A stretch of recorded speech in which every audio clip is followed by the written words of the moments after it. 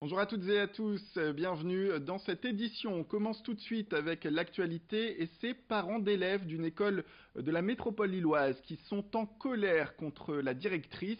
Ils l'accusent de harcèlement physique et moral contre eux et contre leurs enfants. Nous avons rencontré la maman de l'un d'eux, le jeune Théo, 4 ans, qui se dit victime. Elle a lancé une pétition après plusieurs altercations, dit-elle, avec la directrice et a récolté au sein de l'établissement une quarantaine de signatures. Les parents ont envoyé alors des lettres à la mairie et au rectorat, le tout, disent-ils, sans réponse. Nous avons contacté les deux structures qui n'ont pas répondu non plus à nos sollicitations. On écoute tout de suite la maman de Théo au micro de Clotilde Le Guévac. À la fin de l'année, il y a eu une sortie d'école organisée et donc j'ai demandé d'accompagner. Elle m'a dit qu'il n'y avait plus de place dans le bus, c'est tout, j'ai accepté. Puis en fait, dans la matinée, je me rends compte d'autres mamans et je me rends compte que non, en fait, elle a accepté d'autres mamans après moi. Donc le midi, en revenant chercher mon fils, je lui demande des explications. Pourquoi j'ai pas le droit d'accompagner par rapport à d'autres mamans. Et là, d'abord, elle me dit que je suis pas une maman efficace. Donc elle me juge. Le ton monte un petit peu parce que moi, j'insiste lourdement en disant que je veux assister à la sortie et venir dans le bus.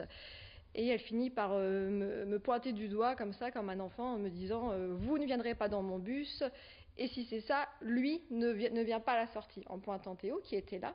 Donc lui, il a assisté à tout. Et en partant, Théo m'a dit Madame Moreau ne veut pas de moi, ne veut pas de moi et de toi dans le bus, maman, elle ne veut pas de nous à la sortie. Donc c'est surtout ça qui m'a vraiment fait mal au cœur parce qu'il n'avait pas besoin d'entendre ça. Elle mène à un climat de terreur dans l'école.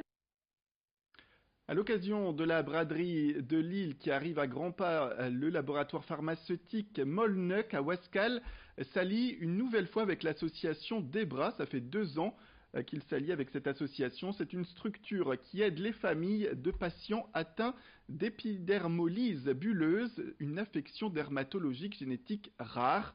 Certains employés du laboratoire ont ainsi réalisé des œuvres de manière volontaire qui seront vendues jusqu'à 40 euros sur leur stand du village associatif de la braderie.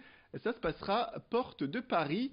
L'occasion de trouver des fonds bien sûr, mais aussi et surtout de sensibiliser un maximum de personnes sur cette maladie, et comme l'expliquent d'ailleurs les responsables du projet au micro de notre journaliste. L'association des bras est un regroupement d'associations donc à l'international qui regroupe des associations de patients qui sont atteints d'épidermolyse bulleuse, donc une maladie génétique qui affecte malheureusement des enfants et qui a des conséquences parfois dramatiques pour leur vie et pour leur espérance de vie. C'est une initiative totalement de certains membres du personnel qui ont des talents cachés et qui sont venus nous solliciter au comité de direction pour nous demander si nous soutenions cet effort, sachant que d'autres événements avaient déjà eu lieu. Celui-là a attiré clairement notre attention et donc nous avons laissé libre cours à cette initiative en donnant la possibilité aux employés de bénéficier des locaux, notamment pendant les heures de déjeuner, et puis en contribuant à la prise en charge de certaines dépenses comme les bombes et tout le matériel qu'il faut pour faire ces peintures.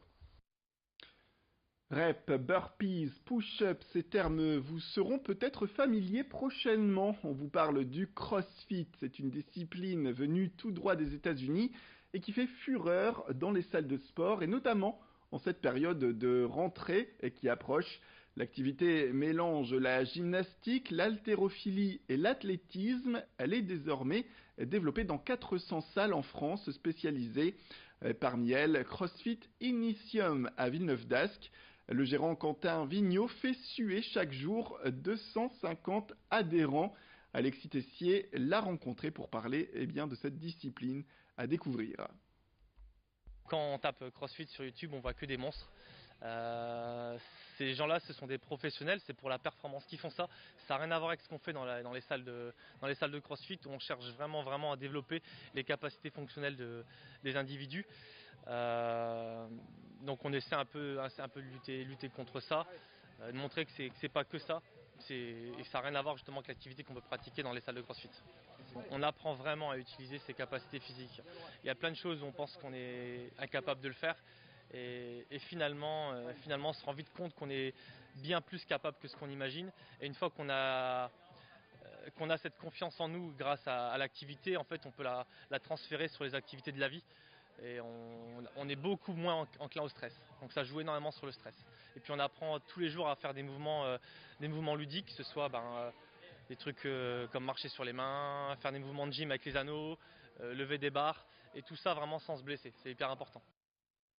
Et on termine avec le grand angle de la rédaction. Vous présente Frédéric Boutry. Il est artificier et aura, pour sa part, animé une partie de votre été avec les feux d'artifice du 14 juillet et du 15 août. C'est à Arny, près de Lens, que naissent près de 180 feux d'artifice tirés dans le Nord et le Pas-de-Calais chaque année. Fils et petit-fils d'artificier, Frédéric crée lui aussi des spectacles pyrotechniques dans la société Régifête, une profession peu courante. Moi j'ai un DUT technico-commercial. Ensuite de ça, il faut forcément avoir une petite formation sur l'artifice, qui est une formation qui est très simple à obtenir. Il suffit de passer une semaine de stage.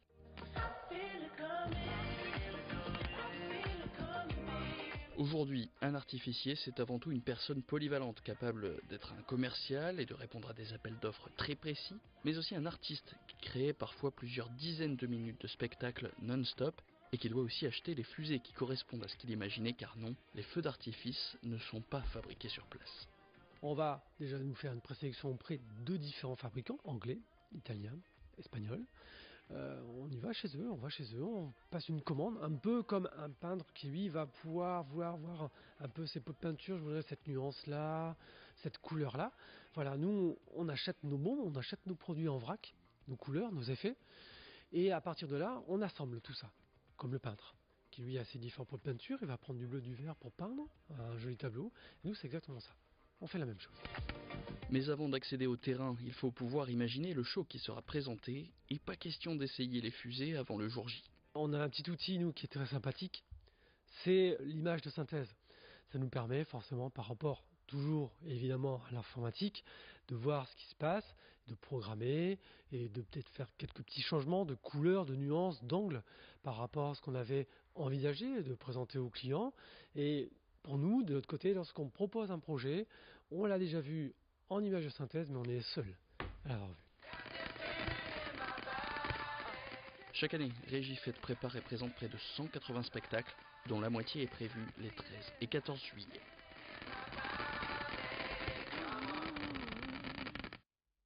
Voilà, c'est la fin de cette édition. Merci à toutes et à tous de nous avoir suivis. Restez avec nous, l'information continue.